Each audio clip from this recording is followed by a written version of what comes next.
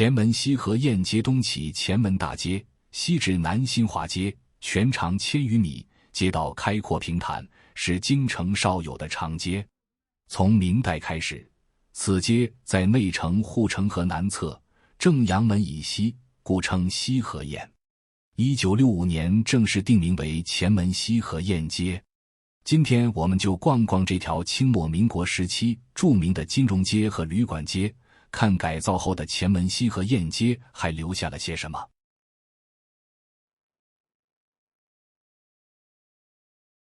朋友们，大家好，欢迎回到我的频道。每周我会在这里分享一些古老街巷，给您讲讲他们的历史变迁，带您瞧瞧遗留的历史痕迹。欢迎订阅我的频道。前门西河沿形成于明代，明定都北京后，在正阳门外西护城河南侧的荒地上，逐渐建起了住房和铺面。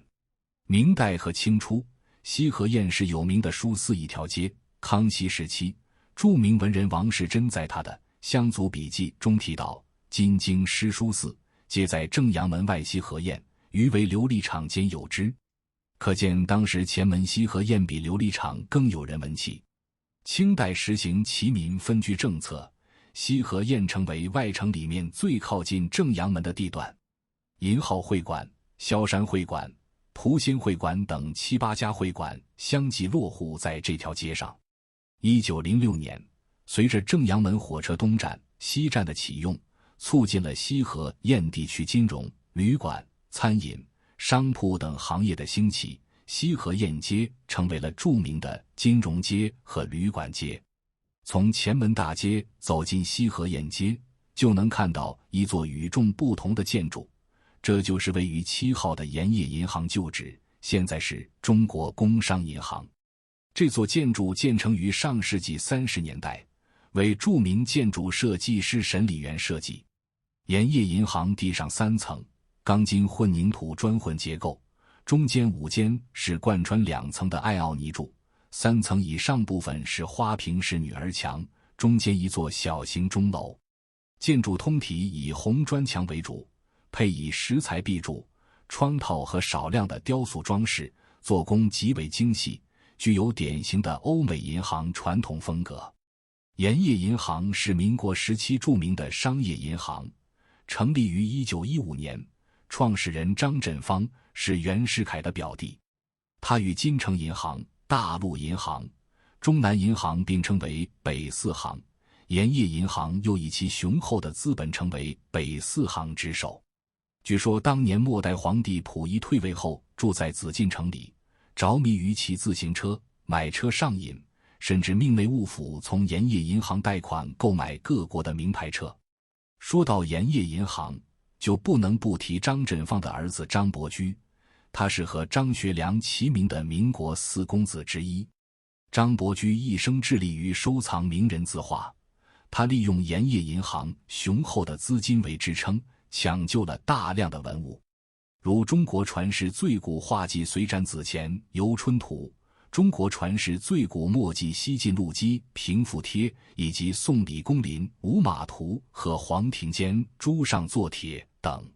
张伯驹一生蓄藏的书画名迹有118件之多，被称为天下第一藏。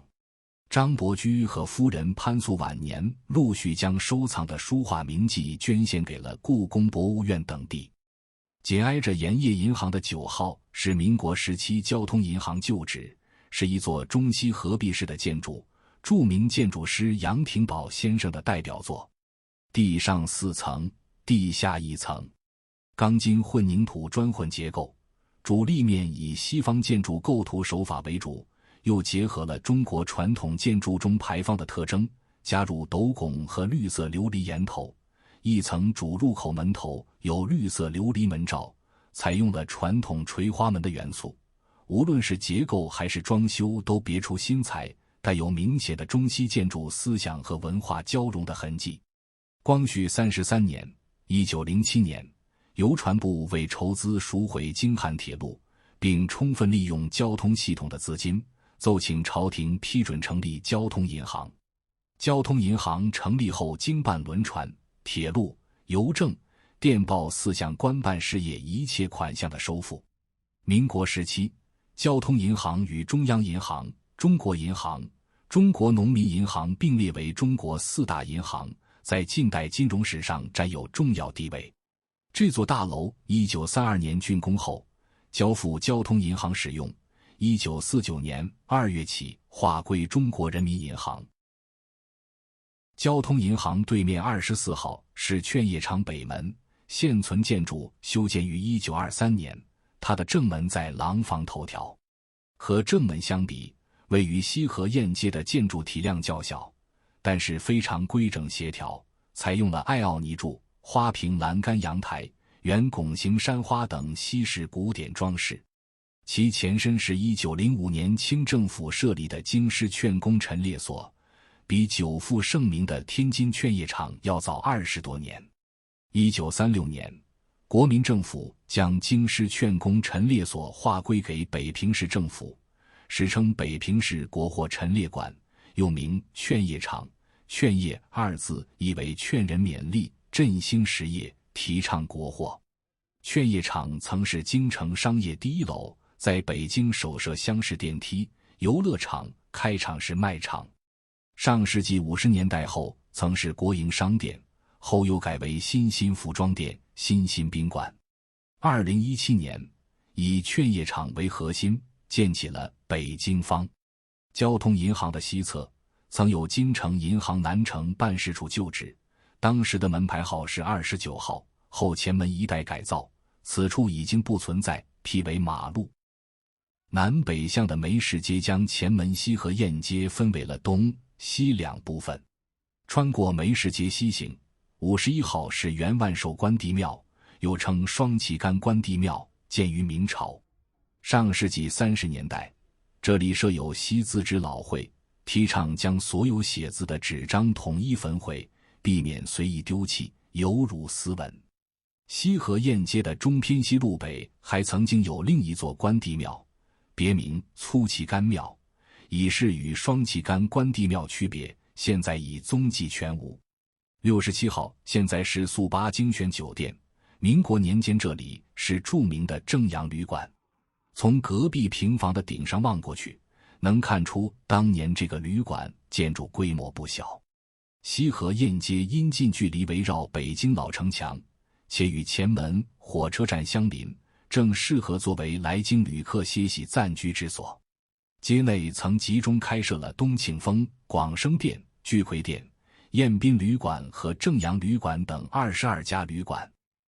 继续西行，71号是马应龙眼药铺旧址。明万历10年1582年，创始人马金堂于河北定州开办小型眼药铺马应龙生技药店，创制八宝眼药。至清乾隆年间，马金堂的后人马应龙将八宝眼药定名为马应龙定州眼药。清朝末年，由马万兴启用其父马应龙之名作为字号名，并从河北定州迁址到北京前门西河沿开设北京马应龙眼药铺。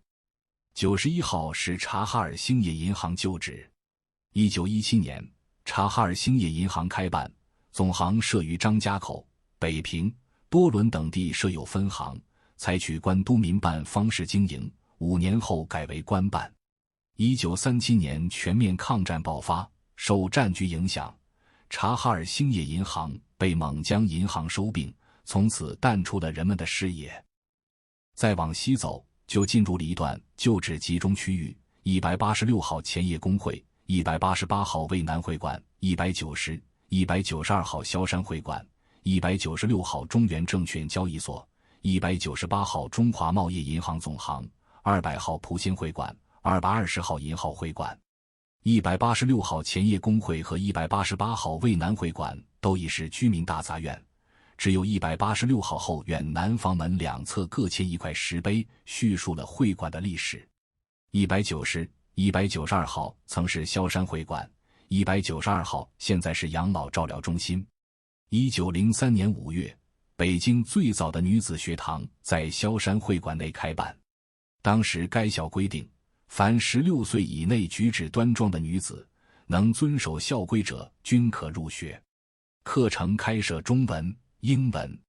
当时，这所女子学堂引起了社会的广泛关注。196号是一座2层小楼，虽然岁月令这座小楼看上去历尽沧桑，但是依然难掩它与众不同的气质。这便是中原证券交易所旧址。最早在中国出现的证券交易机构，是外商在上海开办的上海股份公所和上海重业公所，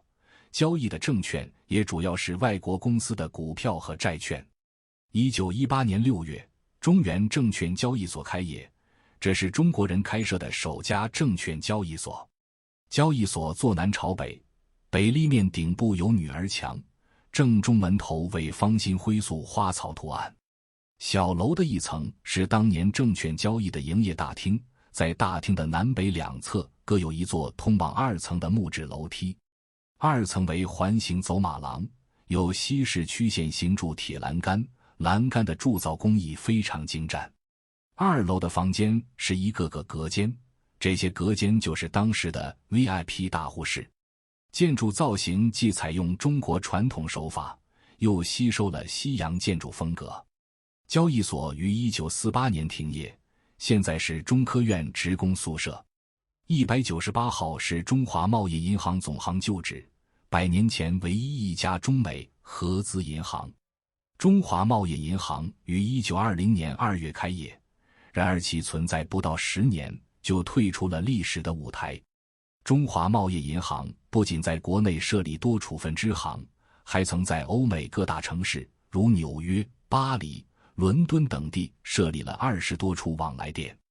215号院原是著名京剧花脸演员裘盛戎的故居，尚保存着北京四合院传统建筑的风貌。裘盛戎的故居对面的220号曾是银号会馆，会馆内的正义祠戏楼被称为中国戏楼的活化石。会馆原址为明代寺庙，供奉正义玄坛老祖及财神赵公明。清康熙6年1667年，浙江的银号商人们为了便于商业往来，在此筹建了银号会馆。康熙27年1688年，在会馆里修建了一座木结构戏楼，楼分2层，台前3面环楼，两旁有楼梯。看楼中心为马蹄形，上有罩棚，可容纳数百人。有专家论证，戏楼的做工与故宫的畅音阁和恭王府的大戏楼不相上下。从乾隆55年1790年的徽班进京，到民国年间梅兰芳、谭鑫培、裘盛戎等京剧的鼻祖大师们尽在正义祠戏楼登台亮相，各领风骚。正义祠戏楼见证了京剧的诞生，也亲眼目睹了京剧从繁盛到衰落的跌宕起伏的历史。民国以后，现代金融业兴起，传统银号开始凋敝，盛极一时的正义祠也走向衰落。所幸的是，戏楼保存了下来，1995年进行了一次大的修复，现在由北方昆曲剧院负责修缮、运营和使用。古老的戏楼两侧那副对联非常有寓意，演悲欢离合当代岂无前代事，官役扬褒贬作中常有剧中人，似乎也在告诉现在的人们，人生如戏，戏如人生。